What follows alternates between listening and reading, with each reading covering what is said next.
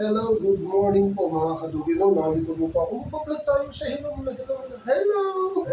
Pogi, ano? Galing sa SM Grand Central kahapon yan. Mga kadogo, okay, no? Una-una, good morning sa inyo lahat, sa mga viewers ko, sa every friends, sa aking group members. No? Meron tayong sasagutin katanungan from Ma'am Elijah San Martin ng Porac, Pampanga. Simpleng katanungan, pero napaka-importante po sa kanya na sagutin po natin. At pakiusap niya po sana ma-explain na maayos. Okay, sige, muna. Sige, muna. Pag-vlog mo na amo mo, ha? Ang katanungan po niya, napakasimple lang. Meron po siyang isang aspin na alaga, no?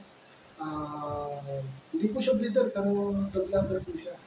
Dami po niyang pusa at mga aspin. Meron po siyang aspin na kaibigang aspin natin. Isa lang naman po natin ng mga aspin, napaka-friendly at napaka-mabait. Kami, ang kanyang naging problema po pinabit niya po yung aspin niya dahil po nagkakaroon ng mga kati-kati at sugat-sugat po sa nguso. Hindi lang po sa nguso, pati po sa kanyang mga katawan, sa skin. So it means may skin problem. Wala na pong naging problema na ibig na. Siyempre, dinaan na po sa professional. Tanggal number po si ma'am.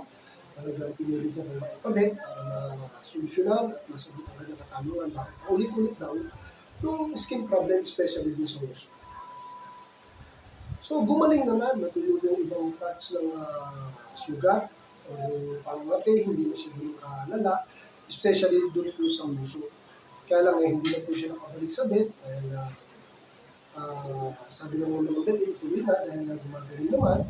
So, gumagaling sa mismo, gumagaling. Kaya lang, ang katanungan niya po, dinaan niya lang po sa akin, napaka-simple katanungan, na bakit daw po every morning, even though nakikita niyo gumagaling na yung mga kapi sa nguso, nagkakabalahibo ng araw. Remember, sa photo, nagkagaling.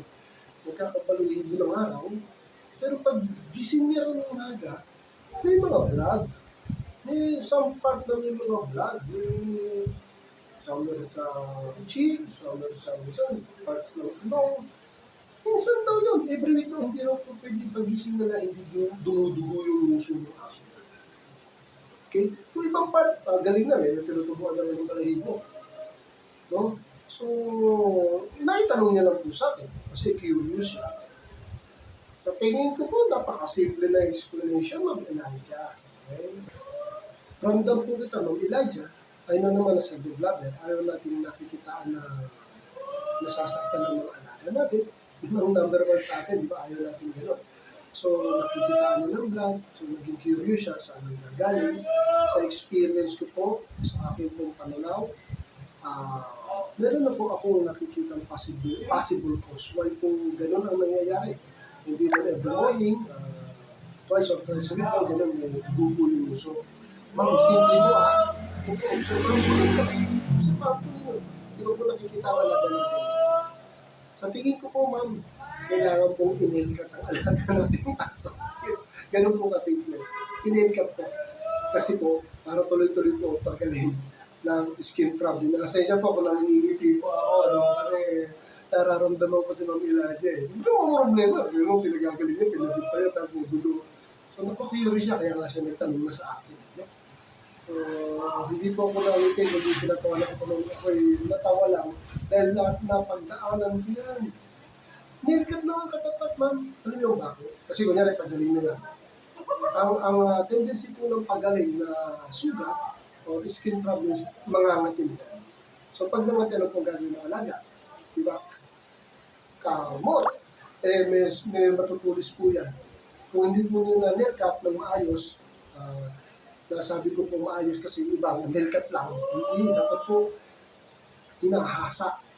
Medyo ibibilog po natin. Kasi once ninyo pag nilkat ang tulis, dapat medyo ibibilog. Meron pang nail file, yung pakildilihan, kano lang, 10 piso, o tingala ko kung gagamitin mo doon. So, maganda yung nail file ng tao, yung may malapad. Nail file po natin, para kahit magkamot siya, hindi po siya masusugat o mabawasan po, yung tendency mo sugat. Doon lang po yan, galing na po yan sa oo. Nagkamot po eh.